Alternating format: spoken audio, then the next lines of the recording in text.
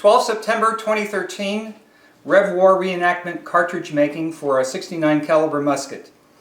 This video is meant to supplement the one by Alan Ockerlander, which gave an overview of how Continentals made cartridges during the Revolutionary War.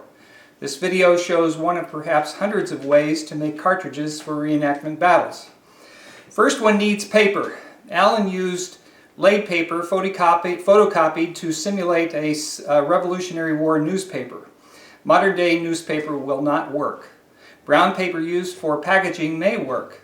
Perhaps the best easy to obtain paper is that in scribble pads found in art stores as well as many big box stores. 9 by 12 is the size you want, often coming in pads with 60 pages or so for just a couple of dollars.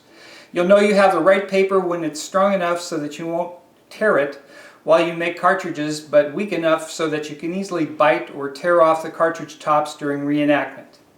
Now that you have your paper, take a couple pages and then cut them in half, taking out a sample here. So here's your 9 by 12 paper, cut it in half, it looks like this, and align them so they're all in the same direction. Now cut off an inch from the top, and so you've got 8 by 6 inch papers. Now on one side of the pile, make a mark that's 2 inches up from the bottom, and on the other side 8 inches up from the bottom, or 6 inches up from the bottom, or 2 inches from the top, and then make a mark connecting the two, or a line connecting the two marks, and cut along these lines, and then align all the resulting papers in the same direction. And as a result, you have something that looks like this. Now get your forming tool. I made mine from a 5/8 inch dowel about 6 inches long, with one end having been hollowed out with a knife to fit a 69 caliber Charleville musket. Now I put a mark on the hollowed out end, and this will help you see which end is which. Also have handy a board in which you've drilled out some 5/8 inch holes. Wiggle the drill around a bit so that the holes are just a little bit bigger than 5/8 inches. By the way, get a 3/4 inch dowel and make 3/4 inch holes for a 75 caliber Brown Bess. Now that you have your paper cut, I like to turn the paper so, kind of like a storefront facing right. There's your storefront and facing right. Take one of them and take a dowel and put it at the end of the sheet, about 5/8 inches or so from the end of the sheet, and then start rolling the paper tightly around the dowel.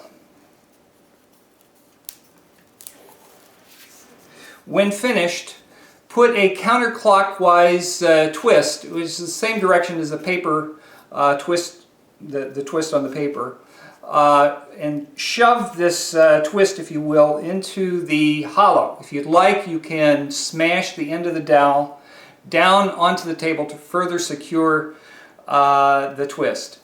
Now take the paper dowel and carefully insert it into the board. Then remove the dowel from the paper. And then repeat this process or this procedure until all the holes are filled up. Okay, now take a powder measure, looks like this, and set it for about 80 to 85 grains of FFFG or triple F black powder. Triple F gives you a lot of smoke, which you want for reenactments. Double F may be used for actual ball firing. For cartridges using balls, use Alan Ockerlander's method of cartridge making. A link to Alan's video is listed on the description of this video. And you'll also need a funnel, a can of black powder, and a large pan or box top like I have here. Place all the materials in the box top. Open up your powder measure and hold a funnel just right over it, about like so. Then pour in black powder.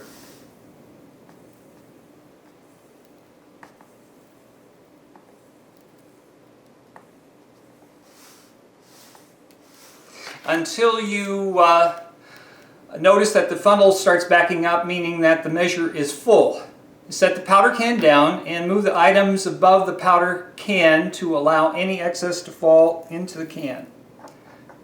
Close the top of the powder measure and pour the powder into the first cartridge paper. And repeat this process until all the cartridge papers are full of powder. Now remove the loaded cartridge paper from the hole and hold it so that the first edge, right down here, as you've been folding it before, is 1/3 up the page, or this is about 6 inches, so it's about 2 inches up. Then flatten the top half of the cartridge. Just the top half of the cartridge. And then fold in the top edge just a little, or edges just a little. Then fold the top of the cartridge, insert it into the edge that you've got down here. And then try to get it in as far as possible and as neatly as possible. Then squeeze the cartridge into as cylindrically a shape as possible and carefully insert the finished cartridge into your cartridge box. I'll pretend this is the cartridge box. And do this until you have enough cartridges for your next event, hopefully not too far in advance. Now, shake all the powder residue off the various implements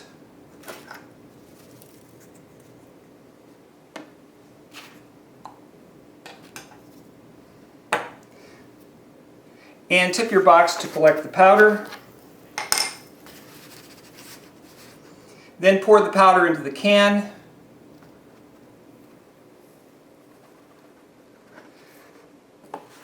Which you need to safely store. So with that, you're done, and happy reenacting.